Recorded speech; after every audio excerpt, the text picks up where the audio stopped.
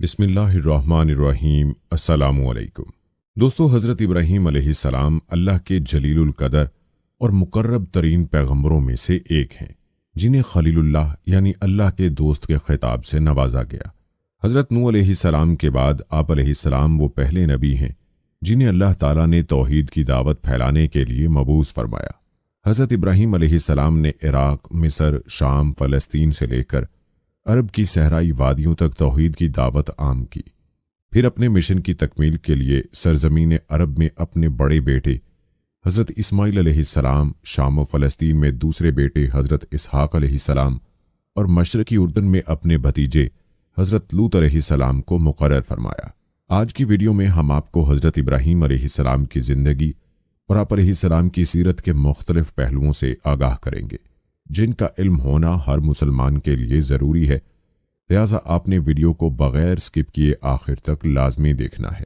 Video کا باقاعدہ آغاز کرنے سے پہلے آپ سے گزارش ہے کہ اگر آپ نے ابھی تک ہمارا چینل اسلامک اسٹوڈیو سبسکرائب نہیں کیا ہے تو ابھی سبسکرائب کر لیں، ساتھ میں بیل نوٹیفیکیشن کو بھی ضرور آن کر لیجئے گا تاکہ لیٹسٹ اپلوڈ ہونے والی ویڈیوز آپ تک بر وقت پہنچتی رہیں۔ تو چلیے دوستو، آغاز کرتے ہیں اپنی آج کی ویڈیو کا۔ دوستو، یاد رہے کہ اللہ تعالیٰ نے قرآن مجید میں 69 مقامات پر حضرت ابراہیم علیہ السلام کا ذکر کیا ہے۔ کہتے ہیں حضرت ابراہیم علیہ السلام کے آباء و اجداد عرب سے ہجرت کر کے بابل میں آباد ہو گئے تھے، وہیں آپ علیہ السلام کی ولادت ہوئی۔ آپ علیہ السلام کے والد کا نام تارخ تھا، لیکن آزر کے نام سے مشہور تھے۔ روایات کے مطابق حضرت ابراہیم علیہ السلام کی پیدائش کے وقت آزر کی عمر 75 سال تھی۔ حضرت ابراہیم علیہ السلام کے علاوہ آزر کے 2 بیٹے اور تھے، ایک کا نام ناہور اور دوسرے کا ہاران تھا۔ ہاران کا انتقال آزر کی زندگی ہی میں ہو گیا تھا۔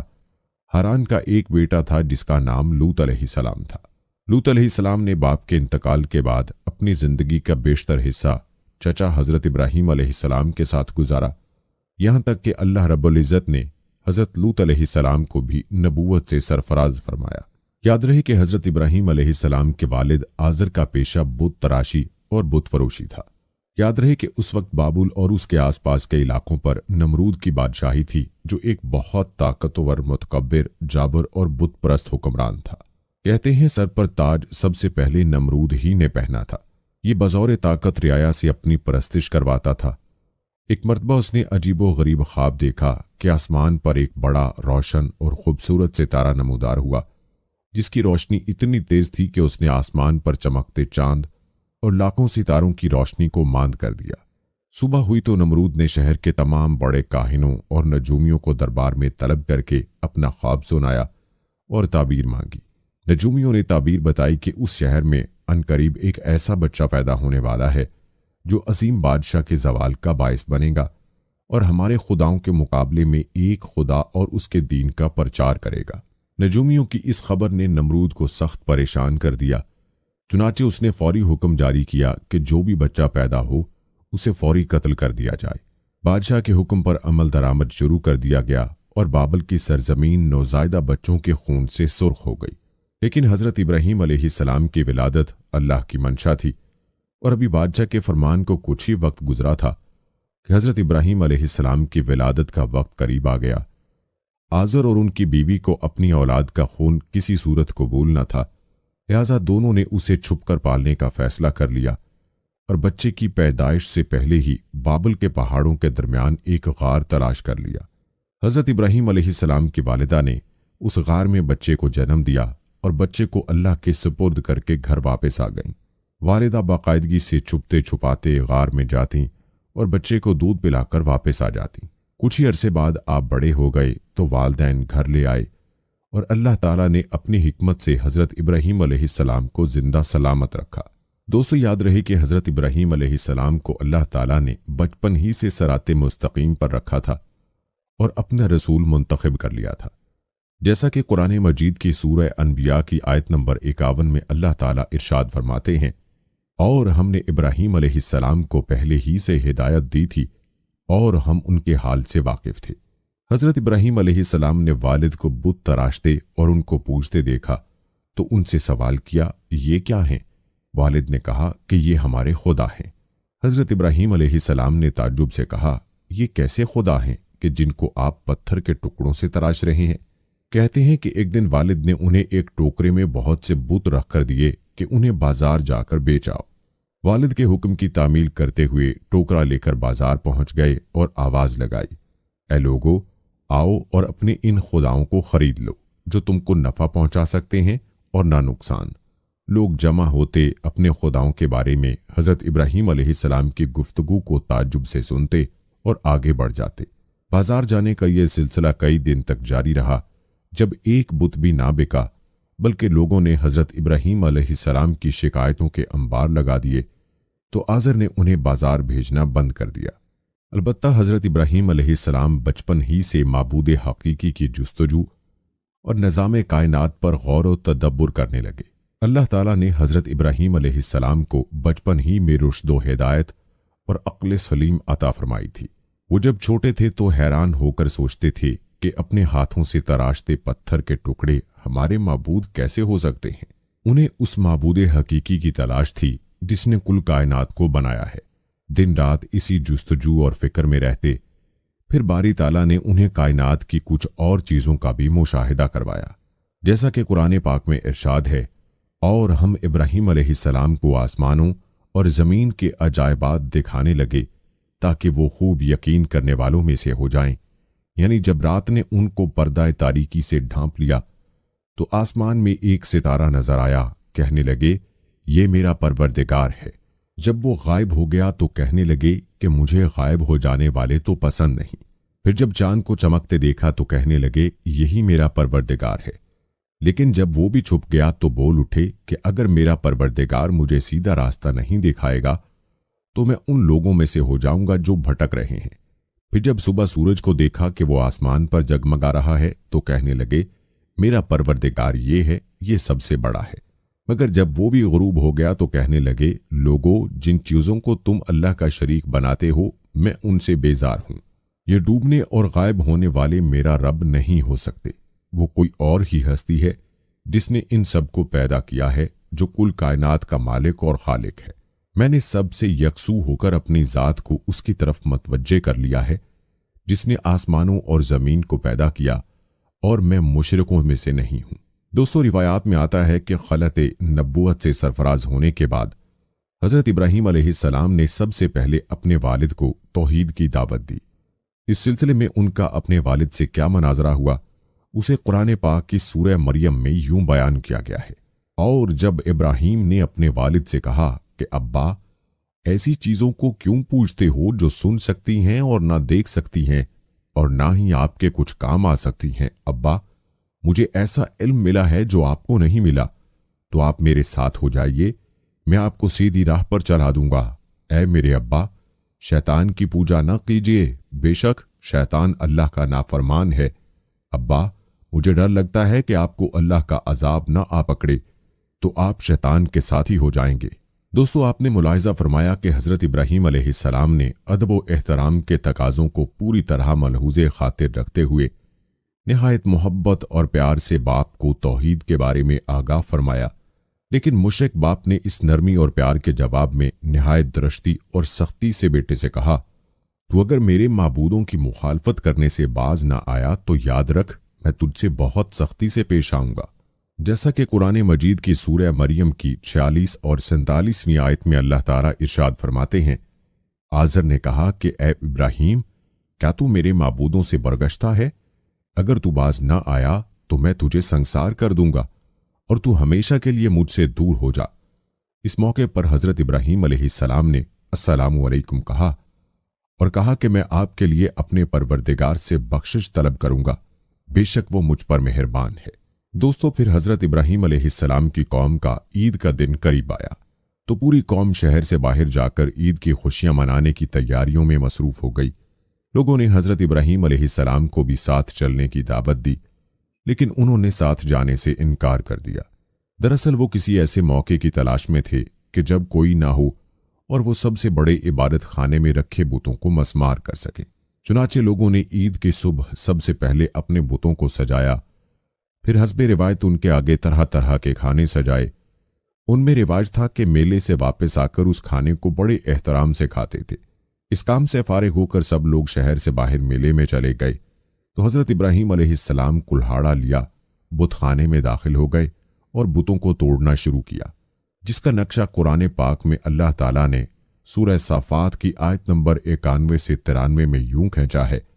حضرت ابراہیم علیہ السلام چھپتے چھپاتے ان کے معبودوں کے پاس گئے اور فرمانے لگے، تم کھاتے کیوں نہیں؟ تمہیں کیا ہو گیا ہے؟ تم بولتے کیوں نہیں؟ پھر ان کو دائیں ہاتھ سے مارنا اور توڑنا شروع کر دیا۔ جب تمام بت توڑ دیے تو آپ علیہ السلام نے کلہاڑا بڑے بت کے کندھے پر لٹکا دیا اور گھر واپس آ گئے۔ شام کو لوگ خوشی خوشی میلے سے واپس آئے اور بتوں کے پاس پہنچے تاکہ کھانا تناول کریں، لیکن وہاں کا تو منظر ہی ہیبت ناک تھا۔ سب بت اوندھے پڑے تھے۔ یہ منظر دیکھ کر وہ غصے سے پاگل ہو گئے۔ ان میں سے بہت سوں کو یقین تھا کہ یہ کام ابراہیم علیہ السلام ہی نے کیا ہوگا، جیسا کہ قرآن پاک میں ارشاد ہے۔ لوگوں نے کہا کہ ہم نے ایک نوجوان کو ان کا ذکر کرتے ہوئے سنا ہے، اسے ابراہیم کہتے ہیں۔ چنانچہ حضرت ابراہیم علیہ السلام کو بلایا گیا۔ جب آپ علیہ السلام آئے تو مشرکوں نے کہا، اے ابراہیم، ہمارے معبودوں کے ساتھ تم نے کیا کیا ہے؟ ابراہیم علیہ السلام نے کہا، یہ ان کے بڑے بت نے کیا ہوگا، اگر وہ بولتے ہوں تو ان سے پوچھ لو۔ انہوں نے اپنے دل میں غور کیا تو آپس میں کہنے لگے، بے شک ہم ہی ظالم ہیں۔ پھر شرمندہ ہو کر سر نیچے کر لیا اور بولے، تم جانتے ہو کہ یہ بولتے نہیں ہیں۔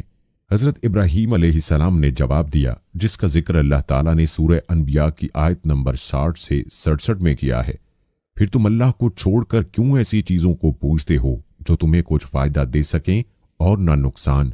تف ہے تم پر اور جن کو تم اللہ کے سوا پوجتے ہو ان پر، کیا تم عقل نہیں رکھتے؟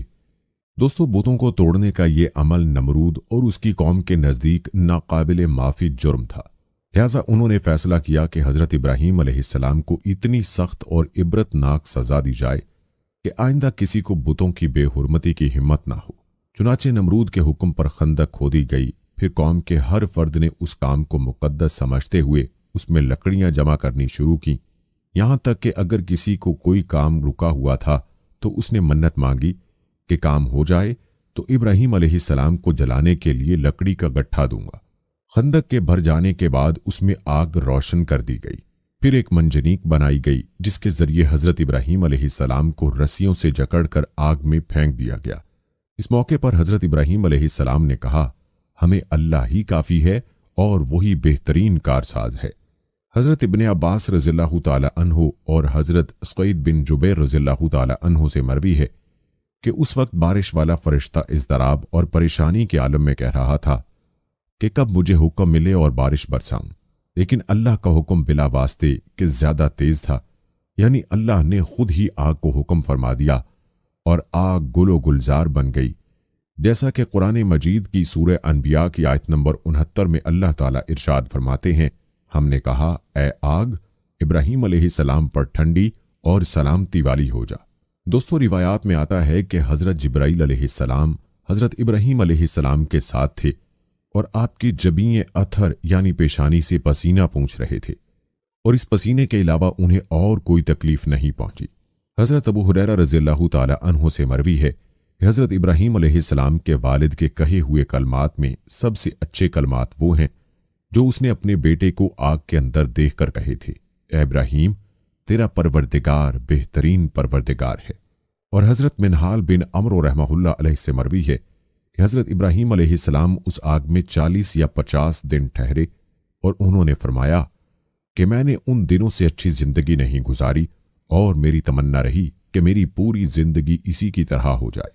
دوستو، بخاری و مسلم شریف اور ابن ماجہ میں ہے کہ حضرت ابراہیم علیہ السلام کی اس آگ کے حوالے سے حضرت ام شریق رضی اللہ تعالی عنہا سے مروی ہے کہ رسول اللہ صلی اللہ علیہ وآلہ وسلم نے چھپکلی کے مارنے کا حکم دیا اور فرمایا کہ یہ ابراہیم علیہ السلام پر جلنے والی آگ کو پھونک مار رہی تھی۔ اور مسند احمد میں حضرت عائشہ رضی اللہ تعالی عنہا سے روایت ہے کہ رسول اکرم صلی اللہ علیہ وآلہ وسلم نے فرمایا، چھپکلی کو مارو، کیونکہ وہ ابراہیم علیہ السلام پر آگ کو پھونکے مار رہی تھی۔ دوستو، تاریخی کتب کے مطابق جب حضرت ابراہیم علیہ السلام آگ سے صحیح سلامت واپس آ گئے تو نمرود اور اس کے لوگ بڑے حیران بھی ہوئے اور پریشان بھی۔ اس موقع پر نمرود نے حضرت ابراہیم علیہ السلام سے کہا، اے ابراہیم، کیا تم نے اپنے اس رب کو دیکھا بھی ہے کہ وہ کون ہے اور کہاں رہتا ہے؟ حضرت ابراہیم علیہ السلام نے کہا، میرا رب تو وہ ہے جو زندہ کرتا ہے اور مارتا ہے۔ نمرود بولا، یہ کیا مشکل ہے، یہ تو میں بھی کر سکتا ہوں۔ اس نے اپنے 2 غلاموں کو دربار میں بلایا، ان میں سے ایک کو قتل اور دوسرے کو چھوڑ دیا۔ پھر بولا، دیکھو میں نے ایک کو مار دیا اور دوسرے کو زندگی دے دی۔ حضرت ابراہیم علیہ السلام نے اس کی بے وقوفی کی بات سن کر فرمایا، میرا اللہ تو سورج کو مشرق سے نکالتا ہے، تم اسے مغرب سے نکال دو۔ حضرت ابراہیم علیہ السلام کے اس سوال کا نمرود کے پاس کوئی جواب نہ تھا، چنانچہ وہ حواس باختہ ہو کر دربار سے اٹھ کر چلا گیا۔ روایات میں آتا ہے کہ آگ میں ڈالے جانے کے بعد حضرت ابراہیم علیہ السلام نے بابل سے ہجرت کا ارادہ فرمایا اور پھر ایک دن اپنے اہل خانہ کے ساتھ حران نامی علاقے میں ہجرت کر گئے۔ حضرت ابراہیم علیہ السلام نے بابل ہی میں اپنی چچا زاد بہن حضرت سارہ علیہ السلام سے شادی کر لی تھی۔ پھر اللہ تعالیٰ نے آپ علیہ السلام کو بیت المقدس جانے کا حکم فرمایا۔ اس وقت آپ علیہ السلام کی عمر 75 سال تھی۔